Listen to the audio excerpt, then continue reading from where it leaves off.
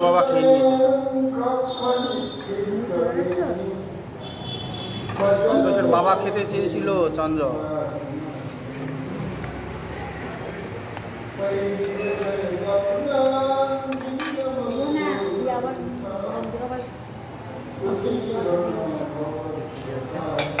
সন্তোষের বাবা বলল যে আমি মরে তো গেছি, আমি তো মরে গেছি, বাবাকে একটু চন্দ্র খেয়ে দিয়ে।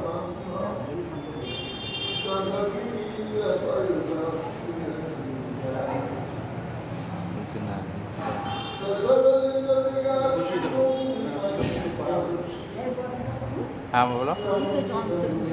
যন্ত্র বাগাতে পারো, তোমার ফ্রিজটা বাগাও না কেন?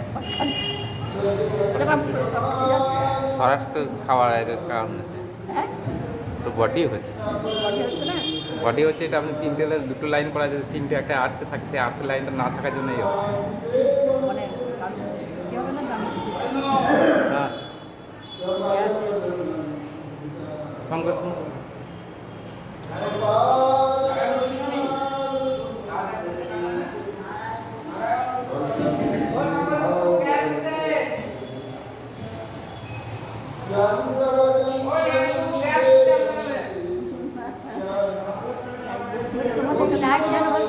ক্ষতি হবে না, আমি হাত দিয়ে দেখলাম ওটা কি হয়, মেন ফেজ থাকে একটা আর্ট থাকে, তিনটে করে তার থাকে দেখবেন, এখানে আর্থের যেটা বডি হয়, বডিটা ওই আর্থে পালিয়ে যায়, মারে না।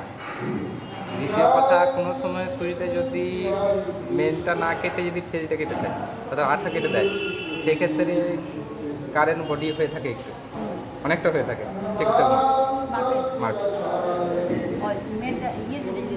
আমি সুইচে হয়তো মেনটা আছে, মেনটা কাটি না, আটটা কাটা আছে, আটটা যদি কাটা থাকে, কারেন্টটা তো কাটা থাকছে না, কারেন্টটা একটা তারা চলে যাচ্ছে যে কোনো জায়গায়, সেখানে হাত দিলে একটু মার। ওইটার জন্য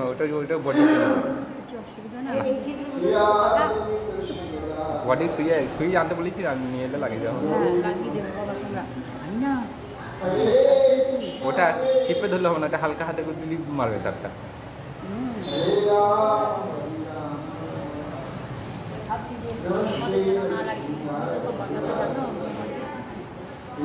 ওইটা করতে হলে গোটা ওয়ারিং পাল্টে থেকে আর্ট করতে আলাদা জায়গায় আটটা কাটা আছে, আটটা কাটা আছে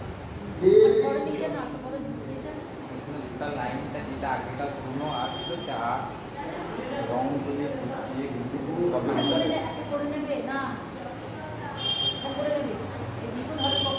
গ্রুপ হবে না ওইটা।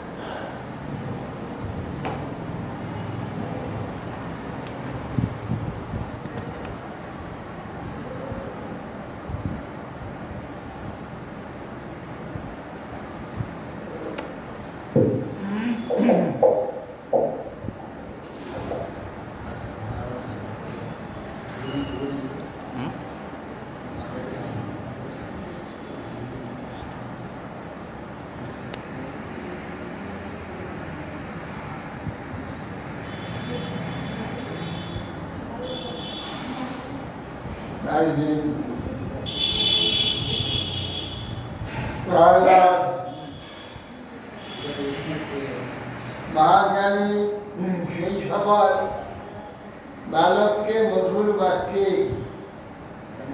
সম্ভাষণ করে সংসারের পরিণাম কি তদ বিষয়ে কৃপাপূর্বক হাসতে হাসতে বলতে লাগলেন। প্রহ্লাদ রাজপুত্র তার গৌরব হেতু তার দিকে তাদের দৃষ্টি নিবদ্ধ করে সেই প্রহ্লাদের বাক্য শুনতে লাগে। শ্রী প্রহ্লাদ উবাস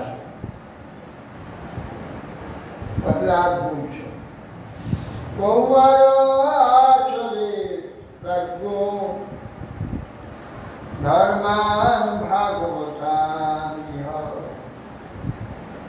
দুর্লভম মানুষম জন্ম তদপ্যর্থুরম। প্রহ্লাদ বলছেন কৌমার আচরে প্রাজ্ঞ, প্রাজ্ঞ ব্যক্তি তিনি কুমার কালটিকে ভাগবত ধর্মের জন্য আচরণ করেন। ভাগবত ধর্ম কুমার কালেই আচরণ করতেন। কেন? যদি আর কিছুদিন পরে করব, বয়স হলে করব, বৃদ্ধকালে করব, কি কিছু কাজের পরে করব, কিন্তু দুর্লভ মানুষ, এ মনুষ্য জন্ম অতি দুর্লভ, কখন নষ্ট হয়ে যাবে ঠিক নাই। বাড়লে হবে, কৌশলে হবে, যৌবনে হবে, প্রৌঢ়ে হবে, কোনো কারুর নিশ্চয় করা। কেউ বলতে পারবে না আমি আরো কিছুদিন সময় পাব, বলবার কারোর উপায় নেই। সেই জন্যে মানুষ জন্মটা যখন দুর্লভ, এক দুর্লভ প্রাপ্তিও এই জন্ম হতে পারে, অন্য কোনো জন্মে নয়। একমাত্র এই মানুষ জন্মে একটা দুর্লভ প্রয়োজন বা প্রাপ্তি পাওয়া যায়, যে প্রাপ্তিতে কোনো দুঃখের গন্ধ নেই, অশান্তি উদ্বেগের কোনো গন্ধ নেই, নির্মল আনন্দময় যে প্রাপ্তি, সে প্রাপ্তি অন্য কোনো জন্য হয়। একমাত্র মনুষ্য জন্মে হয়। সেই জন্য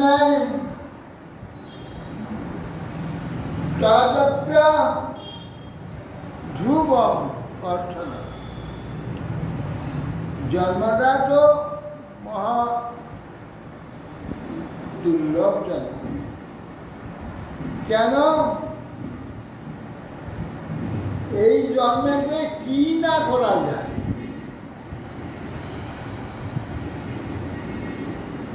এই পৃথিবীটা হচ্ছে কর্মক্ষেত্র, তার কর্মের প্রধান অস্ত্র হচ্ছে মনুষ্যতা।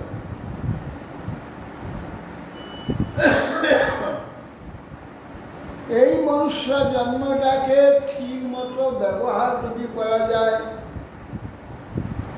এই সমস্ত পৃথিবীর আধিপত্য সব পাওয়া যায়, অন্তরিক্ষের আধিপত্য পাওয়া যায়, স্বর্গের আধিপত্য পাওয়া যাবে, ইন্দ্র হয়ে যেতে পারে, এমনকি সৃষ্টিকর্তা ব্রহ্মাও হতে পারে। এই মনুষ্য জন্মটাকে ঠিক মতো ব্যবহার, সোনার হাতাকে নিয়ে যদি পায়খানা তুলি, সে কথাটা তো সোনার দোষ নয়। সোনার চামচ পায়খানা তোলার জন্য। এই যে মনুষ্য জন্ম এত দুর্লভ, সে মনুষ্য জন্মের জন্য ব্রহ্মা থেকে আরম্ভ করে সমস্ত দেবতা মন্ডলী সকলেই কবে আমাদের মনুষ্য জন্ম। এই মনুষ্য জন্মকে একটা ধ্রুব প্রয়োজন। ধ্রুব শব্দের অর্থ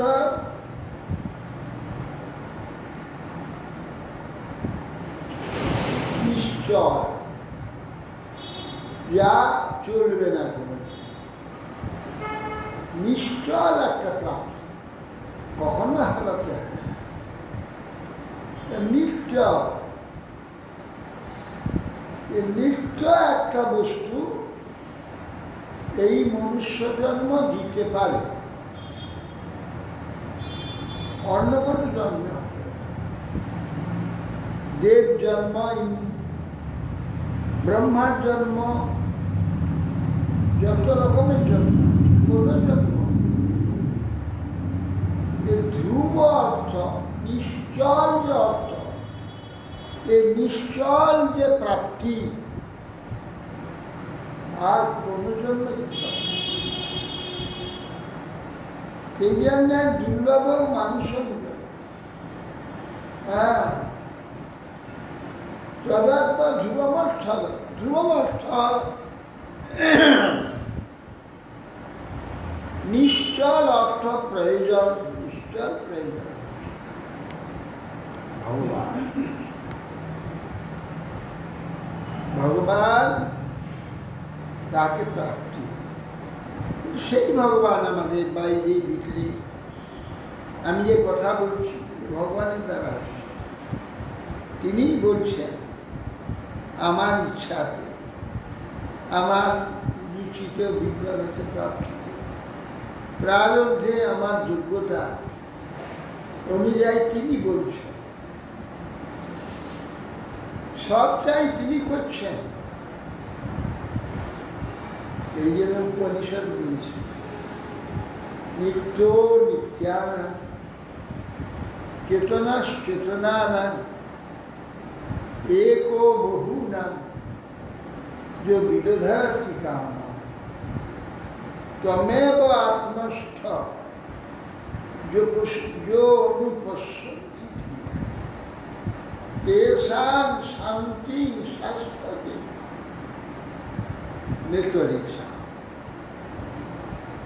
नित्य नित्यानां अनेक नित्येर मध्य তিনি এক পরম নিত্য। এই কথাটা বহুকাল শুনে এসেছি, এই অর্থটাও শুনেছি। কি বলে বহু নিত্যের মধ্যে, বহু নিত্য মানে চেতন, চিৎকন আত্মা, বহু নিত্যের মধ্যে তিনি এক পরম নিত্য। পরম নিত্যটা কি? বহু নিত্য আছে, তার মধ্যে একজন, তিনি একজন নিত্য। আমরা সকলেই নিত্য, তিনিও নিত্য। পরম নিত্যটা কি সেটা কিন্তু ব্যাখ্যা, সেটা আমি কোনোদিন ব্যাখ্যা শুনি। যেদিন থেকে মঠে এসেছি এসবটা প্রায় দিন শুনছি। পরম নিত্য, পরম নিত্য হচ্ছে যে নিত্যতার উপরে যে নিত্যানা সমস্ত নিত্যগুলি আশ্রিত, আধারিত, তার নিত্যত্বের উপরে এরা সব নিত্য। এই জন্যে নিত্য নিত্যানা সমস্ত নিত্যগণের মধ্যে এক পরম নিত্য, যে নিত্যতার উপরে আমাদের সকলের নিত্যতা। এই জন্যে নিত্য পাঁচটা নিত্যের মধ্যে তিনি একটা নিত্য জুড়িয়ে বসেন। একও বহু না, চেতনা চেতনা, সমস্ত চেতনের মধ্যে তিনি এক চেতন। ভালো কথা, আমরা সকলেই চেতন, তিনি আমাদের মধ্যে চেতন না, পরম চেতন। পরম চেতনটা কিরকম? যার চেতনার উপরে অনন্ত যে চেতন আধারিত,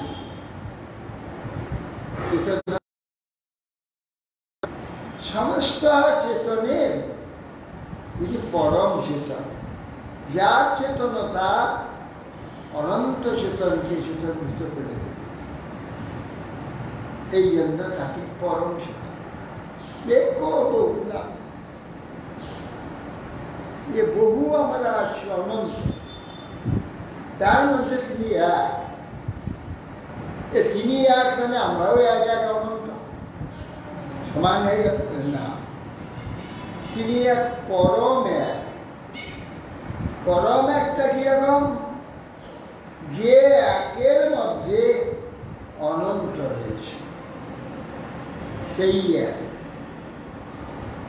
যেমন 1 কোটি একটা সংখ্যা আছে, 1 কোটি। সেই 1 কোটি সংখ্যার মধ্যে তার মধ্যে পরম একটিকে, এই একটাই হচ্ছে পরম। 1 কোটি 99,99,99,000 সব একেরই বহু, বহু একটাই হচ্ছে মাত্র সেখানে সংখ্যা। একটাই বহু গুণিত হয়ে এই এক ওই এতবার হয়েছে, 1 কোটি বার। এক সংখ্যা সেখানে শুধু একটাই, সে এতবার হয়েছে। তেমনি ভগবান হচ্ছেন এক, তিনি অনন্ত। এই জন্য অনন্ত বহুনা এক, এক বহুনা। এই যে অনন্ততার মধ্যে পরম এক, তিনি যে একত্রের উপরে অনন্ত এক দাঁড়িয়ে আছে, অনন্ত একত্র দাঁড়িয়ে দিয়েছে অস্তিত্ব। সেই জন্যে বলছেন এখানে নিত্য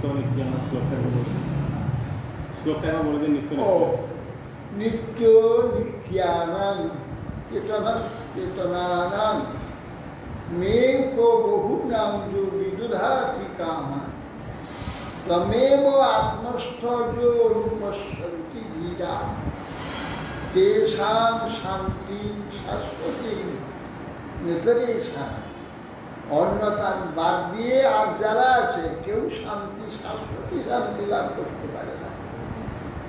হ্যাঁ, এই যে পরম নিত্য, পরম চেতন, পরম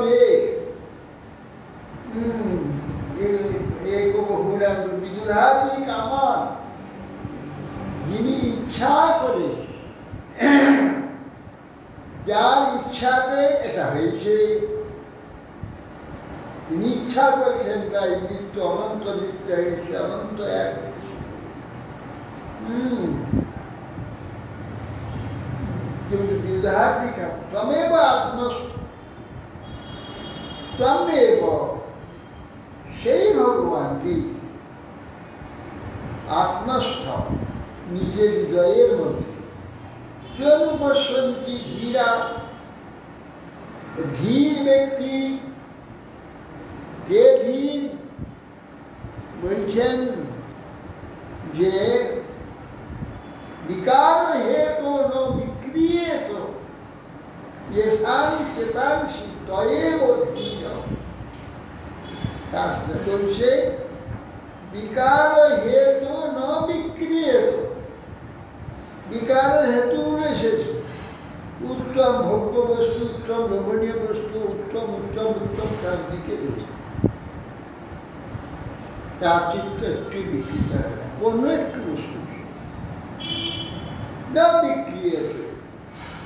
যেষাং চেতাংসি, যাদের চিত্ত তয়েব ধীর,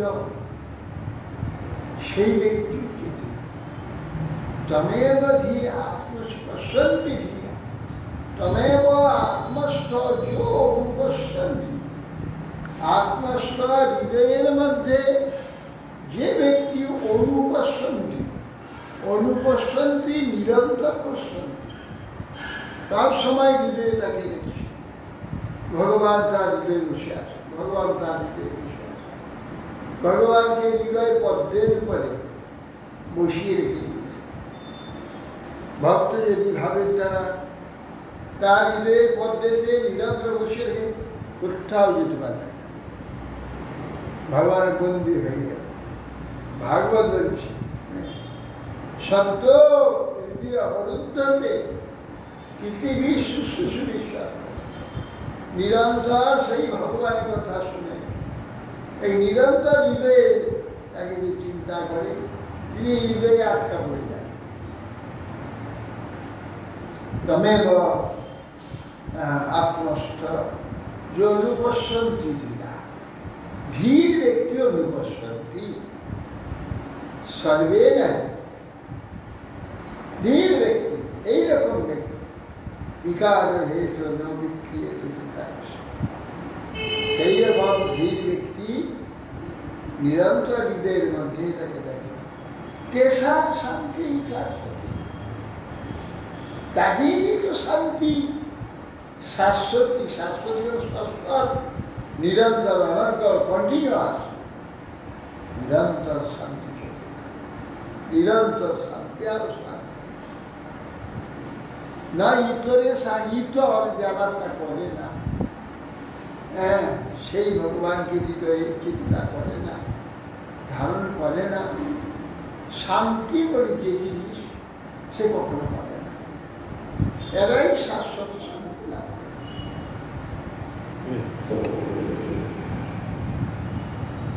তদেব ধ্রুব অর্থদম বলছে দুর্লভ মনুষ্য জন্ম ঠিকই, এমন দুর্লভ আর নেই। আমরা পেয়ে গেছি তাই চিন্তা করবেন না। অনন্ত অনন্ত ঠিক আছে, ঠিক আছে, বেশ হচ্ছে কোনো অনন্ত জীব আছে। এই ক্ষুদ্র অণু থেকে আরম্ভ করে বিশাল বিশাল জীব আছে।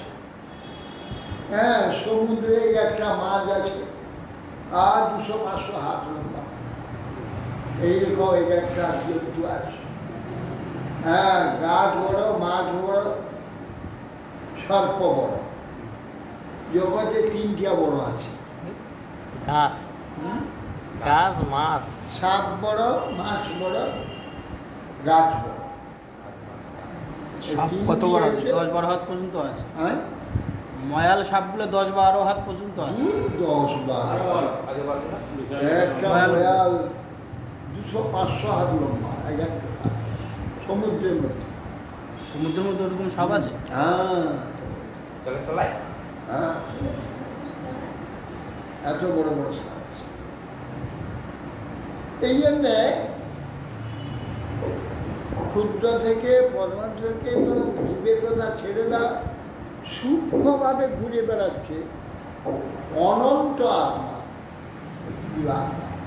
দেহ পায়নি, দেহ পাওয়ার জন্য দেখা না, একটা মেয়ে ছিল গর্ভ আরম্ভ হয়ে গেলে কিলবিল করে ছুটি আসে গর্ভে ঢুকবার জন্য। ওই জন্য তাদের অনেক বাঁধন সাধন রাখতে হয়, গর্ভ আরম্ভ হয়। নাইলে সব ওই যে দেহহীন আত্মাগুলো ও ঢুকবার জন্য ভিড় করে। আর একটু রাস্তা পেয়ে গেলে অত অপবিত্র থাকে বা অশারীরিক কোনো রকম থাকে, বিকলের ছেলেগুলো বিকলাঙ্গ হয়ে যায়, অ্যাবনর্মাল হয়ে যায়, নানা প্রকার। যেটা দেখে আমাদের বলে যে কি হয় বলে না, যে খাবার ওষুধ খাওয়াই, polio polio polio polio polio বলে কিছু নেই। এই সব অদৃশ্য আত্মাগুলো ঢুকে পড়ে, বিকলাঙ্গ করে দেয়। সেইগুলোকে আমাদের এই ডাক্তাররা পোলিও বলে। পোলিও মানে ওইটাই, ওই যখন প্রথম আরম্ভ হলো গর্ভটা, ওকে ঢুকে পড়ল মধ্যে।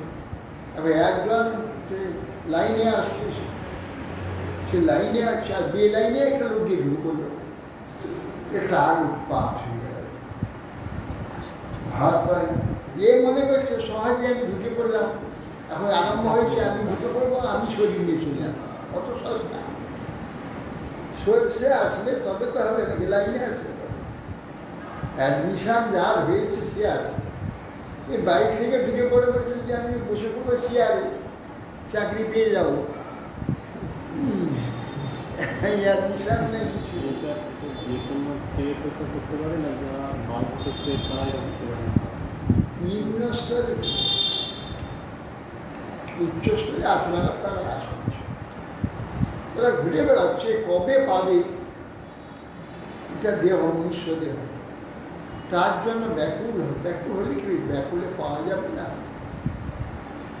আত্মা তো অনন্ত না, মনুষ্য যে আধার, যে আধারে আসবে সে তো অতি অল্প। কটা মনুষ্য? 700 কোটি, 750 কোটি। ওটা পৃথিবীতে তো যে আত্মা এখন দেহ নেওয়ার জন্য এখন 750 কত হাজার হাজার কোটি আত্মা সরকারের দেহ নিতে চায়, ওটা পৃথিবীতে কোথায় পাবে কোথায়? ওটা পৃথিবীতে যা মানুষ আছে, একটা ডোবাতে তার থেকে বেশি প্রাণী আছে। হ্যাঁ, সেই জন্যে একটা এই পচা ডোবায় কত কিমিগুলো হয় বলুন, কোটি কোটি, কত প্রাণী আছে। পৃথিবীতে যা তার তুলনায় মানুষ আমাদের কিছুই না, গণনায় আছে, হাতে গোনা। সমুদ্রের কথা সে হাতে গোনা কয়টা মানুষের মধ্যে আমি একটা শুনি, তার চিন্তা করে দেখুন তাহলে কত দুর্লভ আমার, কত ভাগ্য আমার পেয়েছে এই মনুষ্য জন্ম, কত ভাগ্য। যথা হি পুরুষে শেখ বিষ্ণু পাদোপসর্পণম যদেশ সর্বভূতানাং প্রিয় আত্মেশ্বর সুহি। যথা হি পুরুষস্য ইহ এই জন্মে, এই পৃথিবীতে, এই পুরুষ যে জীব মনুষ্য হয়েছে যারা, বিষ্ণু পাদ পদ্ম লাভ করা অনেক সোজা, সহজ। হ্যাঁ, যথাই পুরুষস্ব বিষ্ণু পাদ, বিষ্ণু পাদ পদ্ম লাভ করার জন্য এই পুরুষ, এই যে মনুষ্য জীবন শরীর, যদেশ সর্বভূতানাং প্রিয় আত্মেশ্বর, মনুষ্য জন্মের জন্যেই এইটা বিষ্ণুপাদ পদ্ম লাভ করা। কেননা যেহেতু ভগবান সকলের পরম প্রিয় এবং পরম বান্ধব, পরম আপন, অত আপন ব্যক্তি বিশ্বে কেউ, তিনি আমার শ্বাস প্রশ্বাসের সাক্ষী, আমার যে প্রাণটা চলছে তার মালিক, যে আমার প্রাণে বসে আছে, বসে আমার প্রাণটাকে পরিচালিত করছে। তো অর্থ আপন, অর্থ নিকটস্থ আর কাকে পাওয়া যায়। সেই জন্যে যথাহি পুরুষস্যই, এখানে এই পুরুষ বলে বিষ্ণুপাদ পদ্ম লাভ করা বা বিষ্ণুপাদ পদ্মে যাওয়া, যদেশ সর্বভূতানাং প্রিয়া, যেহেতু সর্বজীবে সর্বাত্মা প্রিয় আত্মা ঈশ্বর, প্রিয় আত্মা ঈশ্বর শুধু না, সুরহিত, সব সময় আমার ভালো করবার জন্যে কি চেষ্টান্বিত হয়ে বসে আছে, সর্বদা আমার ভালো কি করে হয়, কি করে আমার ভালো হবে, তার জন্য সবসময় চিন্তা করে। তাকে সুহৃদ বলে, উত্তম হৃদয়। এই জীবাত্মা, প্রত্যেকটি জীবাত্মার জন্য তিনি তার কি করে ভালো হবে চেষ্টা করেন। হৃদ শব্দ হৃদয়, সুহৃদয়। থেকে শুনে আসছিলাম হুম। কোনো একটা গ্রন্থে বললাম ঋক শব্দে হিতকারী হৃদ শব্দে হিতকারী মামুলি অর্থ, সেটা তো আর শব্দগত ধাতুগত অর্থ না। হৃদ শব্দে হৃদয়, আর হৃদ শব্দ হচ্ছে হরণ। হৃদ, হৃদ ধাতু থেকে হৃদ, হৃদ ধাতুর হরণ করে সবচেয়ে আকর্ষণ। সুহৃদ সকলকে আকর্ষণ করে তার আনন্দ দান করবার জন্য তিনি সর্বদা। এই জন্য স্মৃতি। যে গ্রামে কার কি খুব দরকার, সমস্ত গ্রামে সকলের ভালো করে, তাকে সকলে গ্রামে শহীদ বলে।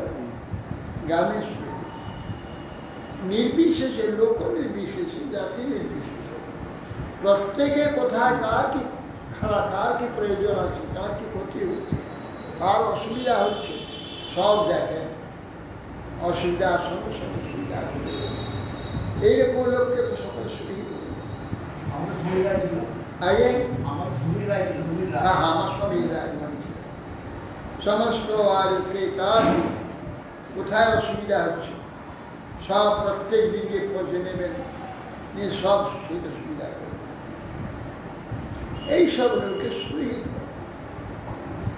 এই জন্যে তিনি যেহেতু সমস্ত প্রাণীগণে শহীদ, মানে সব সময় আমাদের মঙ্গল হিসাবে তিনি দেখেন, চেষ্টা করেন। কিন্তু আমরা এমন পাষণ্ড যে কিছুতেই আমরা ভালো নিতে চাই। তিনি আমাকে ভালো করতে চান না, আমরা চাই, আমরা মন্দটাই না। ইহা আত্মা ঈশ্বর, ঈশ্বর তিনি প্রভু, নিয়ন্ত্রণ করেন। আমাকে পাচ্ছে আমি উশৃঙ্খল না হয়ে যায়, সেই জন্য আমাকে শৃঙ্খল করে।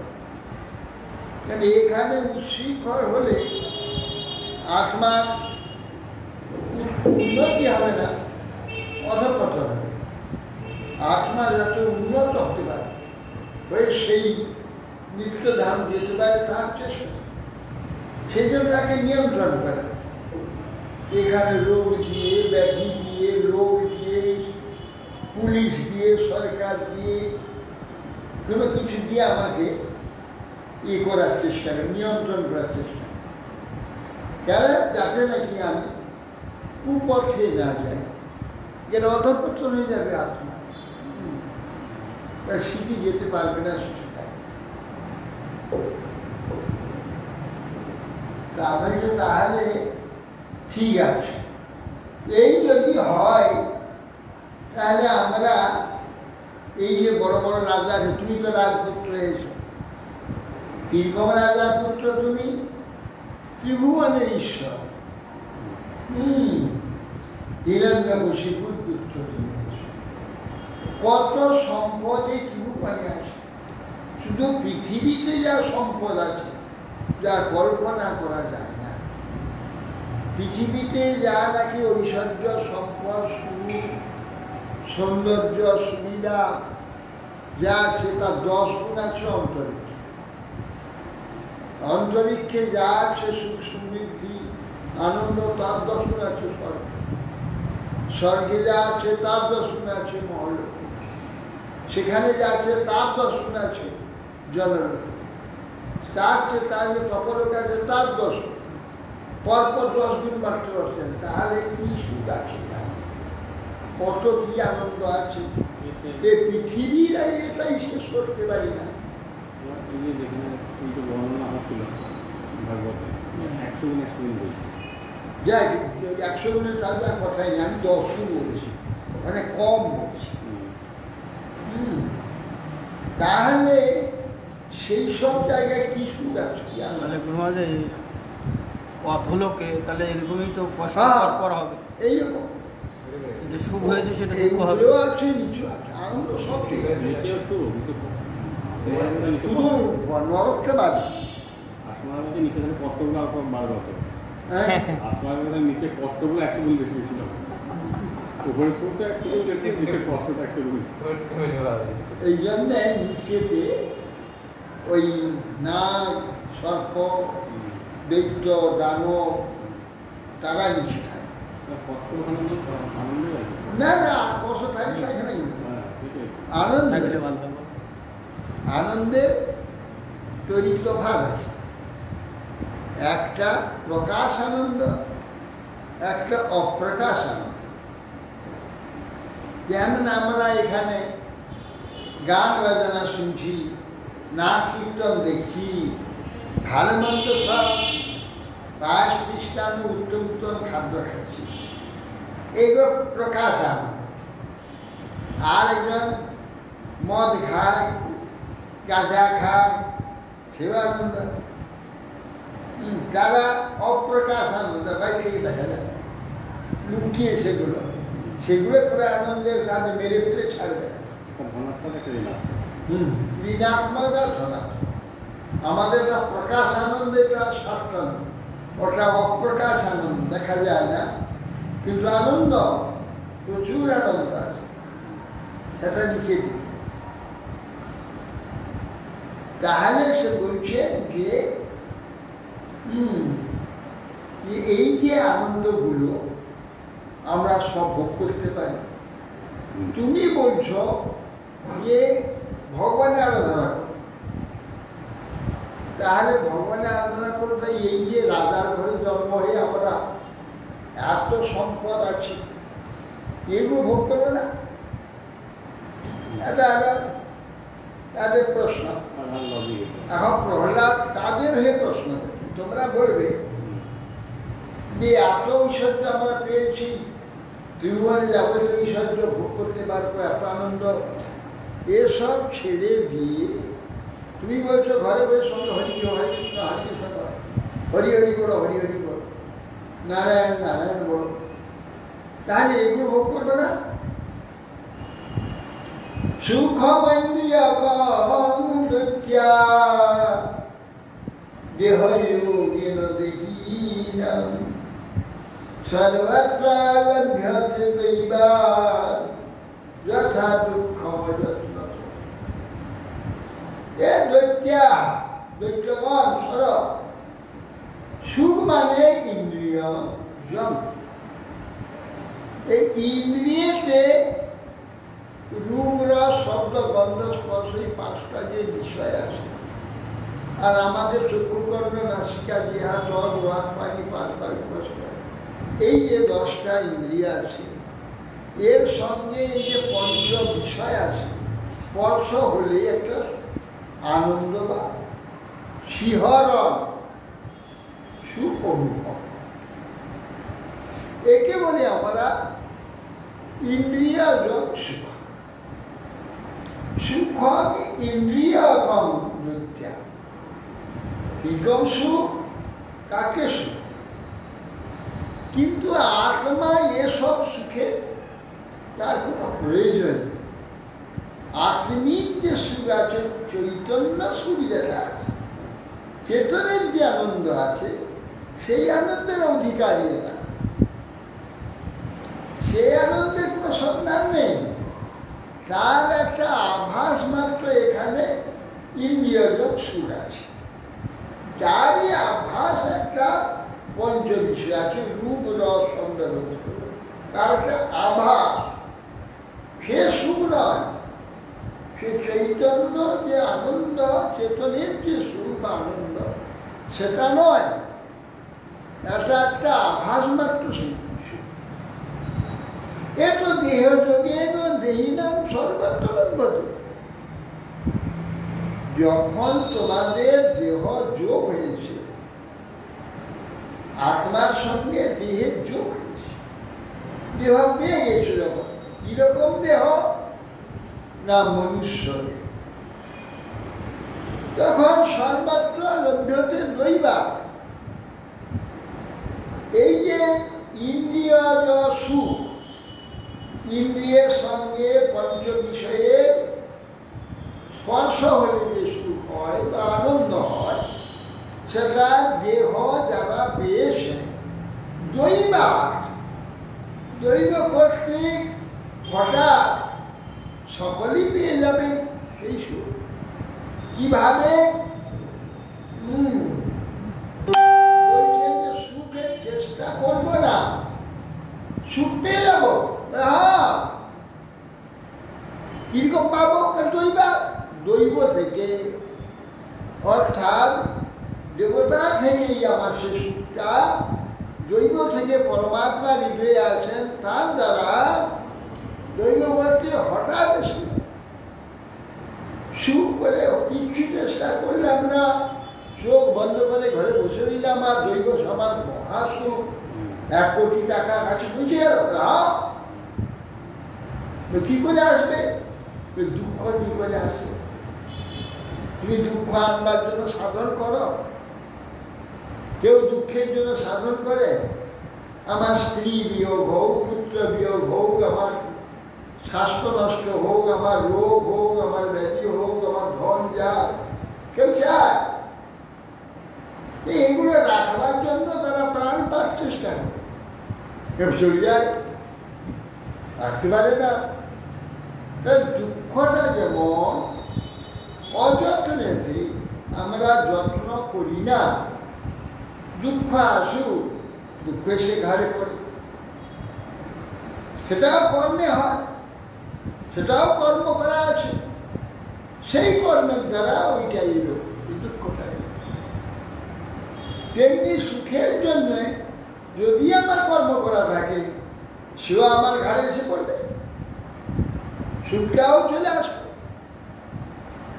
অর্থের তার জন্যে কোনো চিন্তা নেই, তৎপ্রয়াস কর্তব্য, যত আয়ুর্বয় পরম ন তথা বৃন্দতে ক্ষেম মুকুন্দ চরণাম। তৎপ্রয়াস ন কর্তব্য, এই জন্য দুঃখ যেমন আমরা চাই না, কেউ চায় না দুঃখ, দুঃখ ঘরে এসে ঢুকে পড়ে, আমাকে দুঃখ দেয়, সকলকে দুঃখ দেয়। অর্থাৎ এও কর্মের ব্যাপার, সুখটাও কর্ম ফলে আসবে, দুঃখটা চক্রবৎ পরিবর্তন, দুঃখানিচ সুখা। নৈতিক শাস্ত্রে বলছে দুঃখমা পতিতং সেব্য, সুখমা না সুখমা পতিতং সেব্য, দুঃখমা পতিতং তথা। বলছেন সুখমা পতিতং সেব্য, সুখ চাইলে তুমি সেবা করো, ভালো করে ভোগ করো। দুঃখমা পতিতং তথা, দুঃখটা যখন এসে পতিত হবে তখন সেইভাবে তাদেরকে ভোগ করো। তার জন্য কেন? চক্রবৎ পরিবর্তনতে দুঃখানি চ সুখানি, চক্রে দুঃখের পর সুখ আসতো, সুখের পর দুঃখ আসতো, এই চক্রের ন্যায় দিচ্ছে। অতএব সেটা সমানভাবে গ্রহণ করতে হবে। তারপরে আসন কর্তব্য, তারপরে আস করো না, যত আয়ুর প্রয়োগ করো। তুমি যদি প্রয়াস করো সুখের জন্য, বৃথা সময়টা নষ্ট হবে। কেন? সুখটা তোমার ভাগ্যে থাকলে ও পরমাত্মা কর্তৃক চালিত হয়ে কারুর দ্বারা ওটা এসে পৌঁছাবে। আর তুমি চেষ্টা করে যাচ্ছ, তার সময়টা বেকার নষ্ট হবে না? সে সময়টা তুমি নষ্ট করছো কেন? ওটা তো তোমার আপনি আসবে। তুমি কিন্তু চেষ্টা করো মুকুন্দ তথা বিন্দতে ক্ষেম মুকুন্দ চরণাম, মুকুন্দ পার কর্ম চিন্তা এবং তার আরাধনা সেবাদি দ্বারা যে ক্ষেম মানে রক্ষা, সে প্রকার তুমি রক্ষিত হবে, অন্য কোনো চেষ্টার দ্বারা সেটা হবে না। মুকুন্দ চরণামের তথা বিন্দতে ক্ষেম, সেই রকম রক্ষা বা আনন্দ বা স্থিতি, হ্যাঁ স্থিতি, ক্ষেম মানে রক্ষা বা স্থিতি, ন তথা বিন্দতে ক্ষেম, সেই রকম স্থিতি বা রক্ষা হবে না। মুকুন্দ পাদ ব্রহ্ম আরাধনার দ্বারা যে প্রকার রক্ষা। অতএব ওইসব বিষয় লাভের জন্যে যত্ন বিন্দুমাত্র করো না। তোমার পাওনার বাইরে তুমি এক কবরদক পাবে না, কেউ পেতে পারে না। আর যা তোমার পাওনা আছে সেটা তোমার কোথাও কেউ নিতে পারবে না। যেখানে 7 কপাট দিয়ে ভিতরে বসে থাকবে ওইখানে গিয়ে পৌঁছাবে, যেখানে গিয়ে পৌঁছাবে। অতএব সেই জন্যে তৎপ্রয়াসন কর্তব্য। যত আয়ু বয়ন করো, যার দ্বারা আমার আয়ুটা কেবল বৃথা নষ্ট হবে তার চেষ্টা করা উচিত নয়। মুকুন্দ পাদপদ্ম সেবার দ্বারা যে প্রকার রক্ষা হয়, অন্য করতে কারো ক্ষমতা নেই সে রক্ষা। তত্ত্ব যথেত কুশল ক্ষেমায় ভবমাশ্রিত শরীরং পুরুষং যাবৎ ন বিপদ্যেত পুষ্করম। তত্ত্ব যথেত কুশলম ক্ষেমায়, এই ভবমাশ্রিত, এই জন্মটিকে আশ্রয় করে, এই মনুষ্য মানব জন্মটিকে আশ্রয় করে পরম মঙ্গলের জন্য, কুশলের জন্য, ক্ষেমের জন্যে চেষ্টা করবে। যথেত বিধিলিঙ্গ প্রয়োগ করে বলছে করতে হবে। তুমি যখন মনুষ্য জন্ম পেয়েছ, তোমাকে কুশলের জন্যে, মঙ্গলের জন্য চেষ্টা করতে হবে, একটা বিধি তোমার করতেই হবে। তোমাকে এইটা করার জন্যই তুমি, এইটা করার জন্যই তুমি মনুষ্য।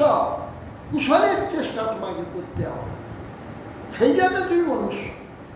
এটা বাদ যে অন্য কিছু তুমি করতে পারো না, করা উচিত না। যেগুলো করবে এগুলো কুকুর শিয়াল জন্মেতে পাওয়া যাবে।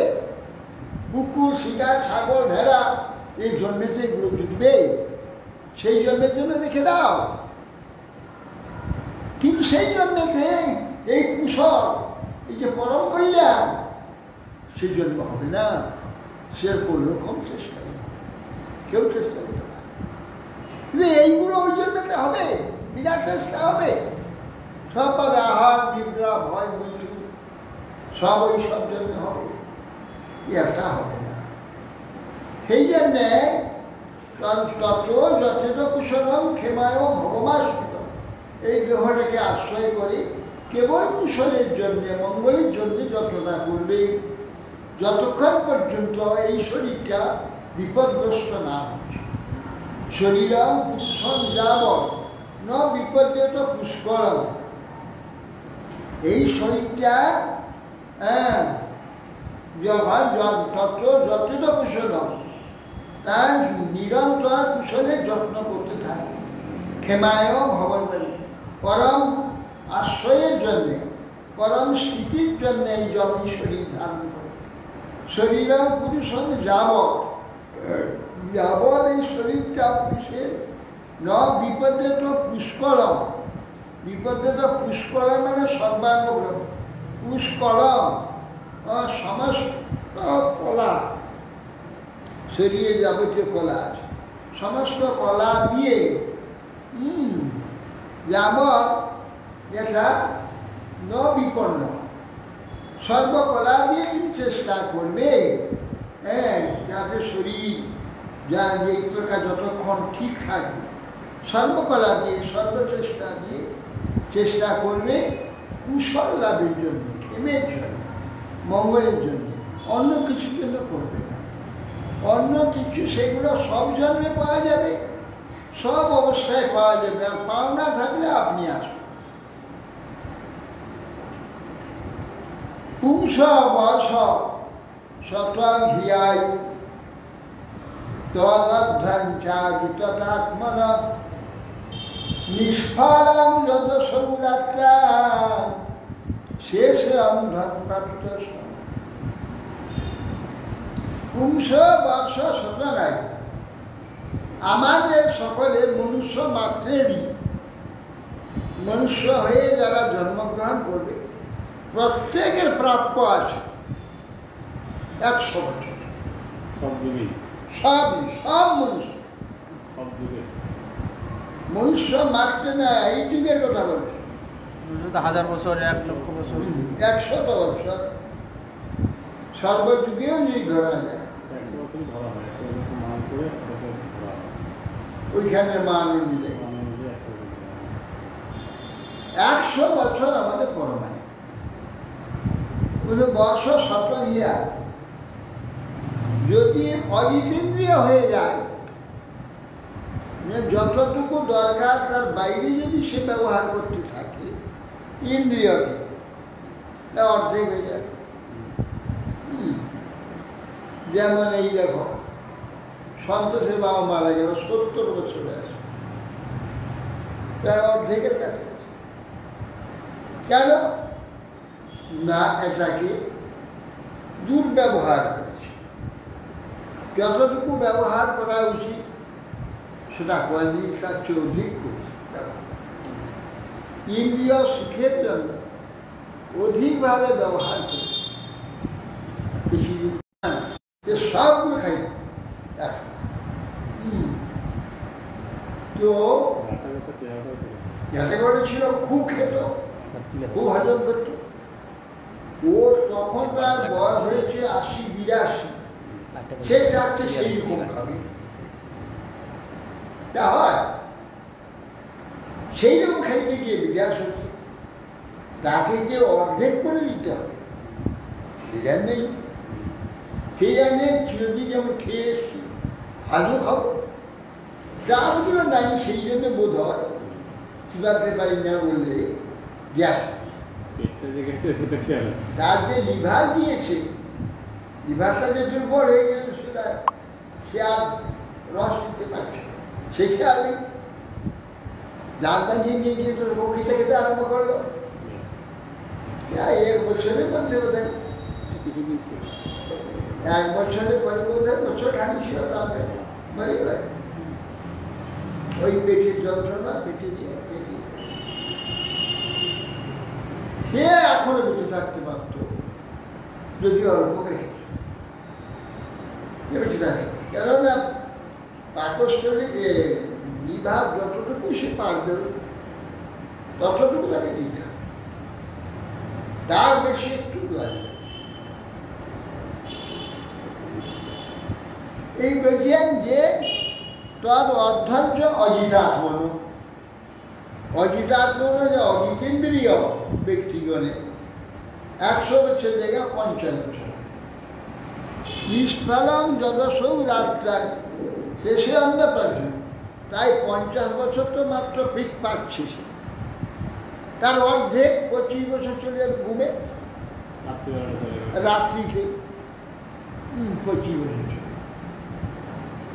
মুগ্ধস্ব বাল্যে কৈশোরে ক্রীড়ত জাতিবিংশতি, জরেয়াগ্রস্ত দেহস্ব যাত্রা কল্পস্বিংশ। মুগ্ধে বাল্য অবস্থাতে, কৈশোরেতে ক্রীড়া আদি, লেখাপড়া শিক্ষা আদি, এইসব কার্যেতে 20 বছর চলে যাবে। সে কম করে ধরেছে, তো 20 বছর যাবে। আবার শেষেতে 20 বছর জরায়া গ্রস্ত দেহস্ব জাত কল্পস্বিংশ, তাহলে আমার জরাগ্রস্ত হয়ে গিয়ে, রোগ ব্যাধি হয়ে গিয়ে তো হয়ে গেল, অসমর্থ হয়ে যাবে, 20 বছর বাদ যাবে। 40 বছর চলে গেল, 8-10 বছর।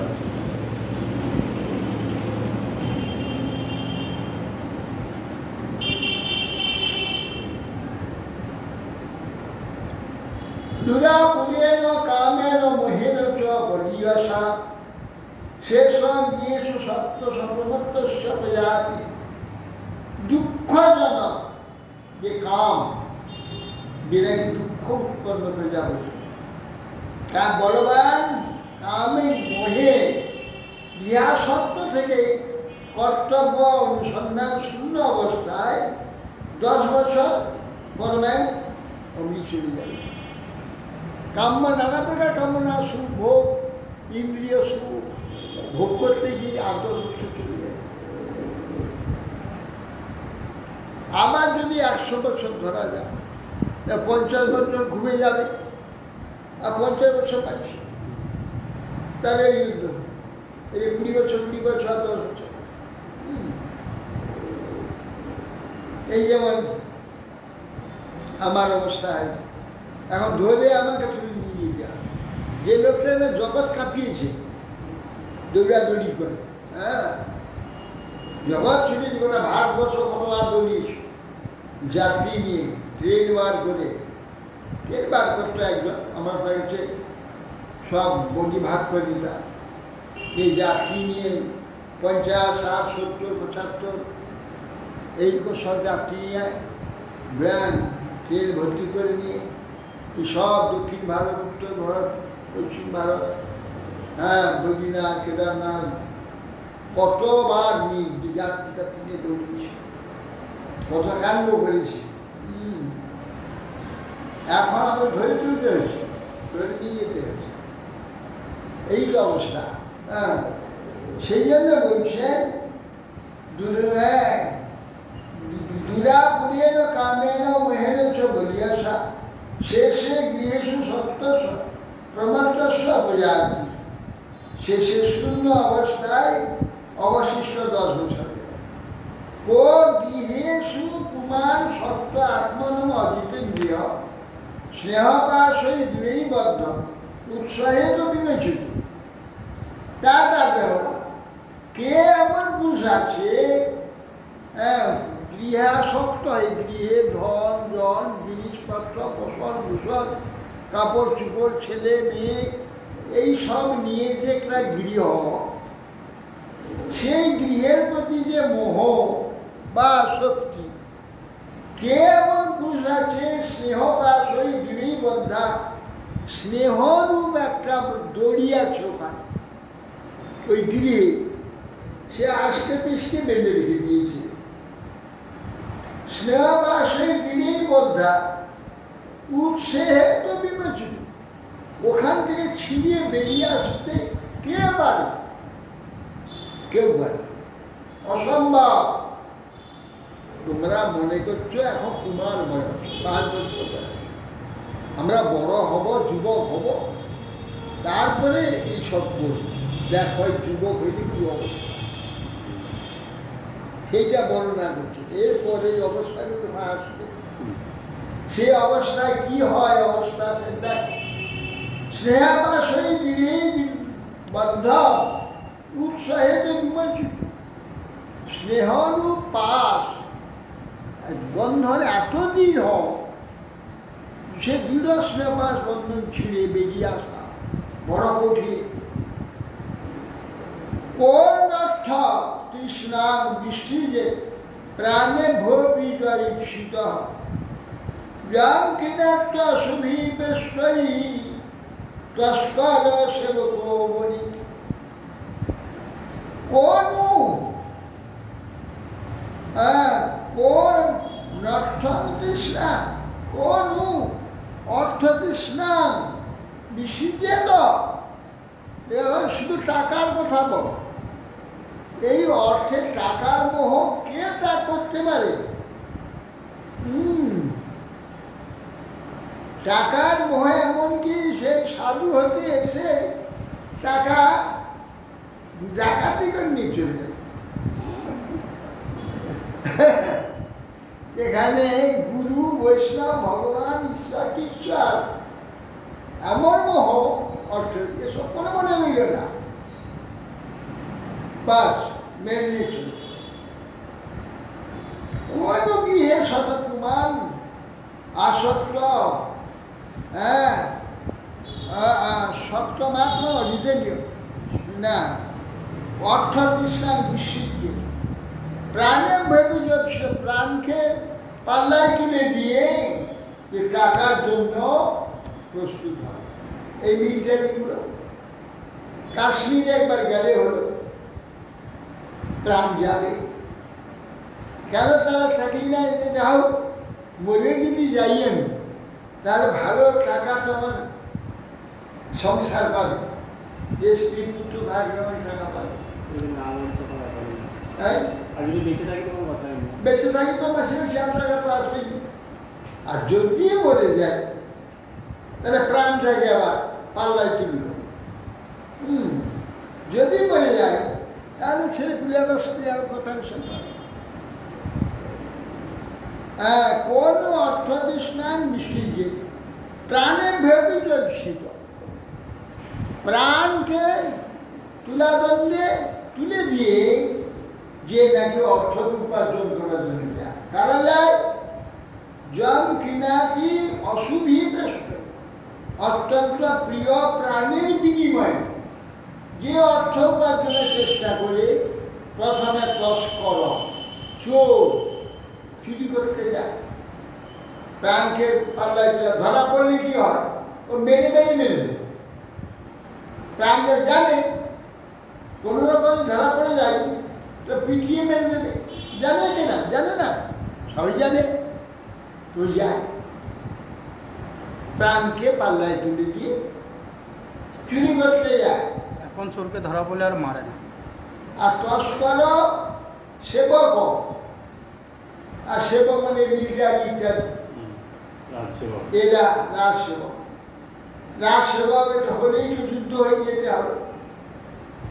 এখন তো যুদ্ধের জন্য দরকার নেই, দিন রাত বর্ডার গেলে হলো। ব্যাস বর্ডার কেন, এইখানে ভিতরে ভিটে সব পুলিশকে মেরে দিচ্ছে না। মিলিটারি হলেই একবার কাশ্মীরে পাঠাবে। আর বণিক ব্যবসায়ী তারা গাদা অর্থ নিয়ে বাইরে ব্যবসা করতে যায়। আর টাকা জানতে পারলে মেরে দিয়ে তাদের টাকা নিয়ে তথাপি যায়। আগে ছিল ওই যে বণিক, ওই ডিঙ্গা ভাসিয়ে যায় কি সদাগররা তারা ডিঙি ভাসিয়ে 7 ডিঙ্গা 10 ডিঙ্গা ভাসিয়ে ওরা চললো ব্যবসা। আর রাস্তায় ডাকাত করে সব কেড়ে দিল। এই জলে ডুবে গেল, ঝড় হলো, সমুদ্রে ডুবে গেল। তো এরা সকল প্রাণকে বাজি রেখে এরা অর্থ উপার্জন করে। যেটা প্রাণের বিনিময়ে যে অর্থ উপার্জন করে তার প্রতি কত মোহ। কাগজটাতে কি স্বাদ, ওই কাগজটাতে কি রস, কি